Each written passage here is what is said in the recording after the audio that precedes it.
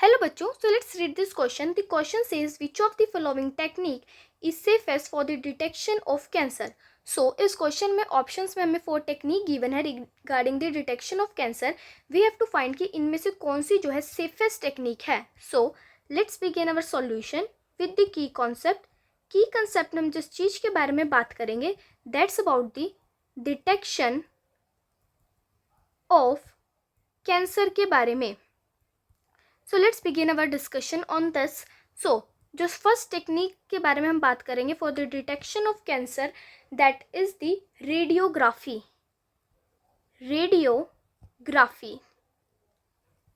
सो radiography में हम किस चीज़ का यूज़ करते हैं? रेडियोग्राफी में एक्स रेज का यूज़ किया जाता है.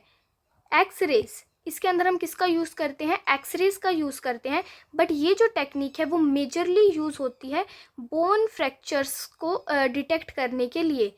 किसमें? बोन फ्रैक्चर्स को डिटेक्ट करने के लिए मेजरली उसके अंदर ये यूज़ होती है. बट इसको हम कैंसर की डिटेक्शन में भी हेल्प करते हैं. बट मोर इफेक्टिव ये किस में होती है? फॉर द बोन फ्रैक्चर्स को डिटेक्ट करने के लिए. सेकेंड जो टेक्निक के बारे में हम पढ़ेंगे that is about the computed tomography. Computed tomography के बारे में. Computed tomography. So computed tomography के अंदर भी हम हाई रेज का यूज़ करते हैं. जो एक्सरेज का यूज़ करते हैं जो बॉडी के अंदर क्या करती है? पेनिट्रेट कर जाती है. इसमें भी हम हाई इफेक्टिव रेज का यूज़ करते हैं जो बॉडी के अंदर क्या कर जाती हैं? पेनिट्रेट कर जाती हैं. इसमें हमारे पास हाई रिस्क होता है. इसके अंदर क्या होता है? जो रिस्क है वो हाई होता है दैट जो कैंसर के सेल्स हैं वो सेपरेट कर जाएंगे. कैंसर सेल सेपरेट कर जाएं उसका जो रिस्क है वो बहुत ज़्यादा हाई होता है कंप्यूटेड टोमोग्राफी के अंदर. जो तीसरी हम जिस टेक्निक की बात करेंगे that is about the histopathological studies के through. That is the histopathological study. Histopathological studies में ये कब यूज़ होंगी? जब जो है कैंसर बहुत ज़्यादा मास लेवल पे स्प्रेड हो जाता है, इंक्रीज सेल काउंट हो जाता है, तब हम इस टेक्निक का यूज़ करते हैं. इस टेक्निक के अंदर किसकी स्टडी की जाती है? इसके अंदर हम स्टडी करते हैं टिश्यूज़ की, बोन मैरो की स्टडी करी जाती है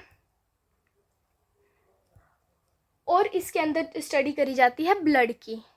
और ये क्या शो करता है? ये शो करता है इंक्रीज सेल काउंट. जब सेल काउंट इंक्रीज होता है उस केस में हम इसको यूज़ करते हैं. जब सेल काउंट जो है इंक्रीज हो जाता है तभी ये जो टेक्निक है वो इफ़ेक्टिव होती है. सो फोर्थ की हम बात करें जो last that is about the MRI. MRI is the magnetic resonance imaging. So इसके अंदर हम किसका यूज़ करते हैं? मैग्नेटिक रेस का यूज़ करते हैं. इसके अंदर किसका यूज़ किया जाता है? मैग्नेटिक रेज का यूज़ किया जाता है टू डिटेक्ट द कैंसर. अब इसके अंदर जो रेज यूज़ होती हैं that are the non ionising rays. इसके अंदर जो रेज हैं वो कैसी हो रही हैं?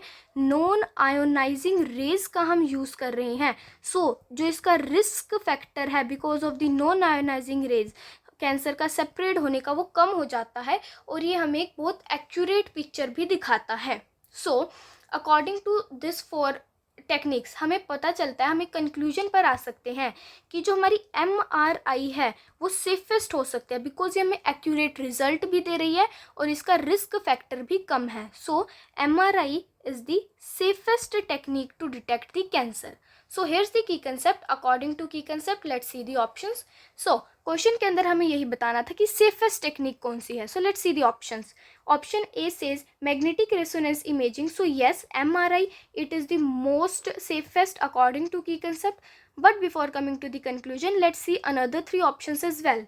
Option B says radiography. So radiography जो है ज़्यादा एक्यूरेट रिजल्ट देती है बोन फ्रैक्चर्स के अंदर, तो ये नहीं होगा सेफेस्ट. सी ऑप्शन से कंप्यूटेड टोमोग्राफी. कंप्यूटेड टोमोग्राफी में आयोनाइजिंग रेज होती है, रिस्क फैक्टर बहुत ज़्यादा होता है, तो ये भी नहीं होगा. हिस्टोपैथोलॉजिकल ये तब जब सेल काउंट इंक्रीज हो जाएगा, तो ये भी सेफेस्ट नहीं होगी. Therefore, according to key concept, option A is correct for this question. We have proven our solution with the help of key concept as well.